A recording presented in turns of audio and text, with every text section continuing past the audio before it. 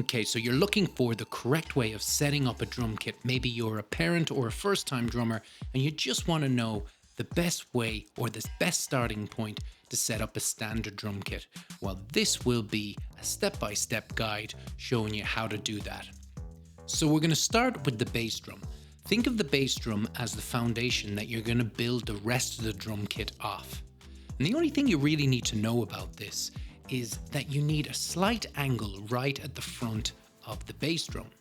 Now, this is going to be achieved by the legs, and it shouldn't be too big of an angle and it shouldn't be too little of an angle. It should just be a little lift off the floor, and this will be enough to get your hand underneath, and that's about all you need to know about the bass drum. And when we're down here, we may as well connect the bass drum pedal, and we'll connect that from the other side.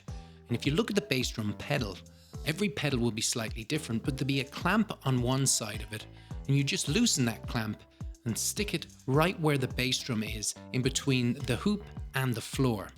And then once you have it in there, all you have to do is tighten the clamp on the bass drum pedal, and that's good to go. So let's start adding the toms. With the drum kit you probably got a tom arm. Now this will connect the toms to the actual bass drum. Think of them kind of like the skeleton.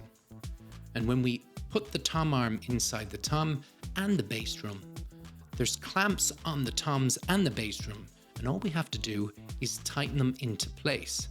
Now what's important here is the height. We can't make the toms too high, or we can't make the toms too low. You have to think about the person, or the size of the person more important, that's going to play this drum kit. Start with a slight angle. You can't have it too flat, or else when you're playing it you're going to hit the rim, which is the side of the drum. And if you angle it too much, you're not going to get a very full sound out of the drum.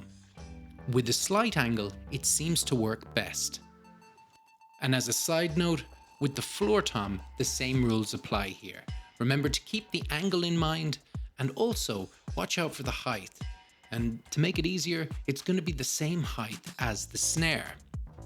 So let's get on to one of the most important drums, the snare. You want to place the snare in the snare stand basket as shown here.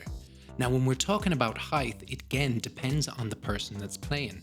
You want it just above the player's knee when they're sitting at the drum stool, and again have a slight angle. Now of course you can change this over time, but it's a great place to start. Have a look at this aerial view and make sure that yours mimics this. You want the snare drum to be very close to the first tom. Now let's move on to the cymbals. With the hi-hat, you have to have it higher than the snare drum, and make sure that you position it close to the snare drum. With the hi-hat clamp open, push your foot down on the hi-hat pedal and then tighten it again. What you want here is a 1 inch to a 2 inch gap between the two hi-hat cymbals. This is a good starting point for your hi-hat. After a while of playing, you may decide to make it a little higher, maybe make it a little lower, or even change the distance between the two cymbals of the hi-hats, but this will get you going. And finally, the last thing we're going to talk about are the cymbals. And really there's not much to say here. You just want to make sure that it's not too high and it's not too low, that it doesn't interfere when you're playing something else and you're hitting a cymbal by accident. So you don't want it too close, but also you don't want to overreach and have it too far away.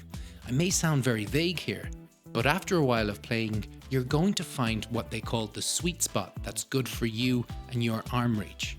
But this again is a great place to get you off on the right track. I think that's everything pretty much covered. And you know what? I think you're ready for your first drum lesson. So if you want to inquire about drum lessons, online or otherwise, visit brendanjonesdrums.com. Anyway, that's it for this one, guys. Take it easy, and I'll see you next week for a brand new video.